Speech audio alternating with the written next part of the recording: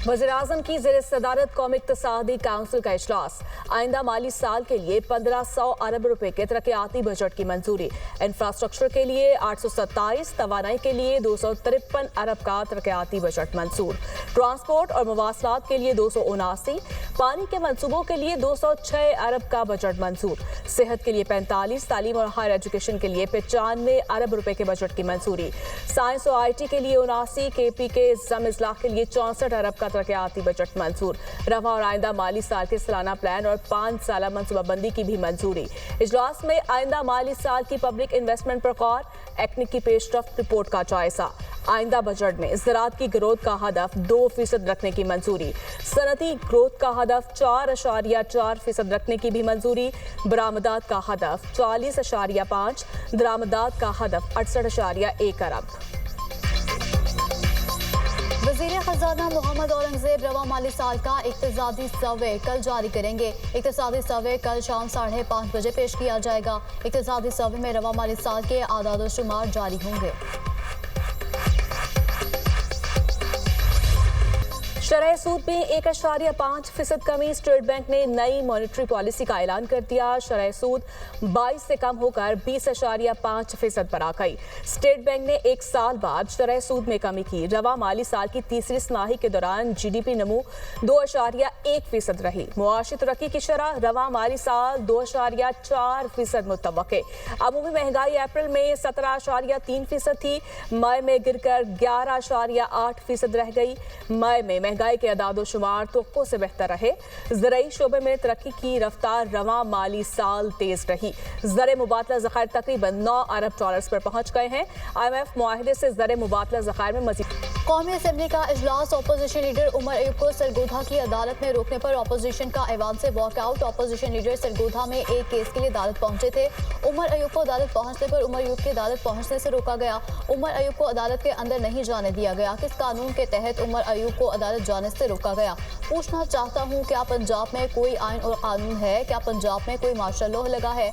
Opposition leader की तौहीन की गई है। प्रिविलेज मोशन भी ला रहे हैं। ये मुल्क इस तरह नहीं चल सकता। एहतजाजन वॉकआउट करते हैं। असद कैसर का ऐवान में इज़हार ख्याल।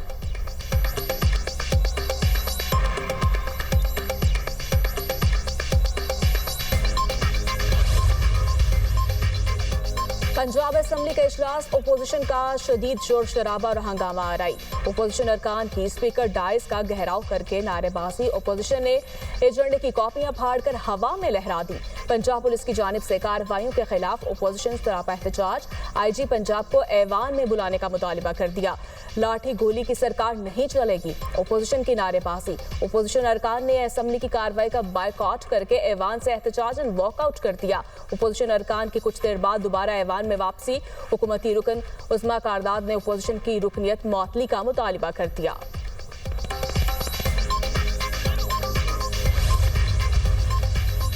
ट्रायल से कबल 30 लाख रुपए तक हर्जाना। पंजाब में हद तक इज्जत का नया कानून नाफिज। महकमा कानून पंजाब ने गजट नोटिफिकेशन जारी कर दिया। कायम मकाम गवर्नर पंजाब मलिक अहमद खान ने चंद रोज कबल दस्तखत किए। हद तक इज्जत कानून के खिलाफ दरख्वास्त काबिल समात करार। लाहौर हाई कोर्ट में पंजाब में हद तक इज्जत के कानून के खिलाफ दरख्वास्त समात के लिए मुकर्रर। जस्टिस अमजद रफीक दरख्वास्त पर कल समात करेंगे।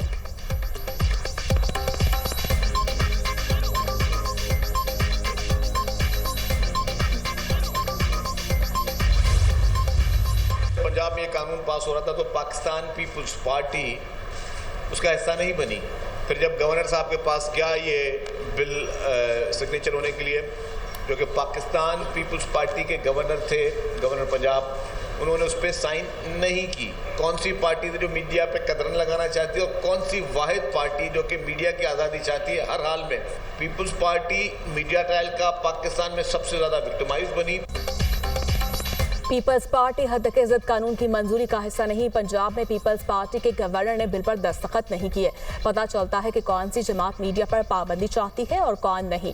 पीपल्स पार्टी सहाफियों के साथ खड़ी है। बानी PTI की हुकूमत पी का कानून लाई थी। पीपल्स पार्टी कभी भी ऐसे कानून का हिस्सा नहीं बनती। वज़ीर इत्तलात सिंध शर्जील मेमन की प्रेस कॉन्फ्रेंस। हद तक इज्जत बिल पर हुकूमत ने पीपल्स पार्टी से मुशावरत नहीं की। हुकूमत ने उजलत में बिल मंजूर कराया। हद तक इज्जत बिल पर सहाफियों का एहतजाज जायज़ है। हद तक के इज्जत बिल पर पीपल्स पार्टी के अरकान ने वोट नहीं दिया और ना ऐवान में मौजूद थे। गवर्नर पंजाब का दुबई का दौरा शेड्यूल था। गवर्नर पंजाब बिल वापस भी कर देते तो दोबारा असेंबली से मंजूर करवा लिया जाता। Rahnuma Peoples Party Hasan Murtaza.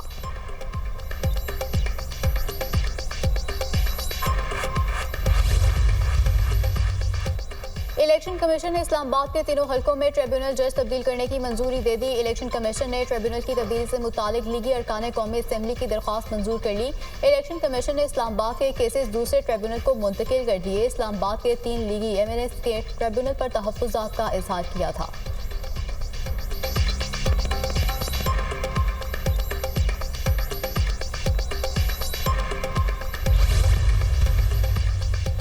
इस्लामाबाद में नून लीग के 3 MNAs फॉर्म 45 नहीं दिखा सके। फॉर्म 47 वाली बेईमान हुकूमत मर्जी के ट्रिब्यूनल जज लगाना चाहते हैं। तारिक फजल चौधरी ने फ्रॉड और धांधली की। क्या मुलजिम तारिक फजल चौधरी को ये इख्तियार दिया जाएगा कि वो फैसला करे कि कौन जज होगा? तर्जुमान तहरीक इंसाफ शुएब शाहीन की गुफ्तगू।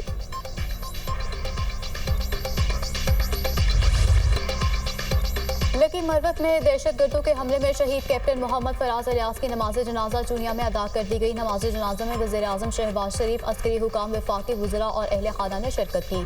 वज़ीर आज़म शहबाज शरीफ ने शहीद के जस्ते खाकी को कंधा दिया। वज़ीर आज़म की शहीद अहले खाना से मुलाकात, ताज़ियत का इजहार किया। शहीद कैप्टन मोहम्मद फराज अलियास मुकम्मल फौजी एजाज़ के साथ सपुर्द खाक। शहीद की तदफीन में वज़ीर आज़म, अस्करी हुकाम, वफाकी वज़रा, अहले खाना और दीगर अफराद ने शिरकत की। वज़ीर आज़म शहबाज शरीफ ने शहीद के अहले खाना से गुफ्तगू करते हुए कहा कि यकीन दिलाता हूँ शहीद कैप्टन फराज अलियास की अजीम कुर्बानी रायगा नहीं जाएगी। पाकिस्तान के दुश्मनों का मुकम्मल खात्मा करेंगे। पाक फौज के हज़ारों जवानों ने वतन के लिए जानों का नजराना पेश किया।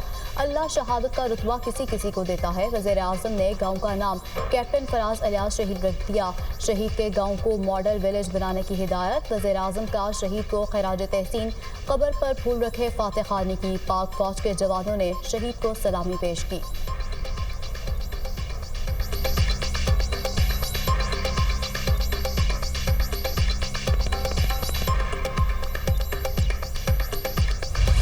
ISPR हमसे जो इजाज़त मांगी गई थी वो सरकार की 1 million metric ton strategic reserve के नाम पे इजाज़त लेने की कोशिश की गई कि ये ख़रीदें, जो हमने नहीं दी। क्यों नहीं दी? इसलिए कि 300 बिलियन रुपीस उसका डेट माउंटेन क्रिएट कर चुका है। इन्होंने हमें फिर यही जोर दिया कि जी वो शॉर्टेज हो जाएगी, क़यामत आ जाएगी। हमने कहा कोई क़यामत नहीं आएगी। लोग क्रेडिट ले रहे हैं कि हमने गंदम सस्ती करा दी।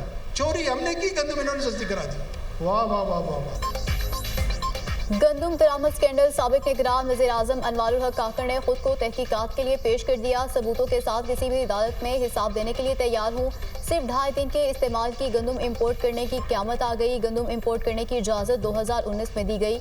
इंपोर्ट करने का फैसला शहबाज हुकूमत ने किया। 4000 आलमी कीमत पिछली हुकूमत मुकर्रर करके गई। आलमी कीमतें गिरने के बाद वही लोग आटा सस्ता होने का क्रेडिट ले रहे हैं। अनवारुल हक काकड़।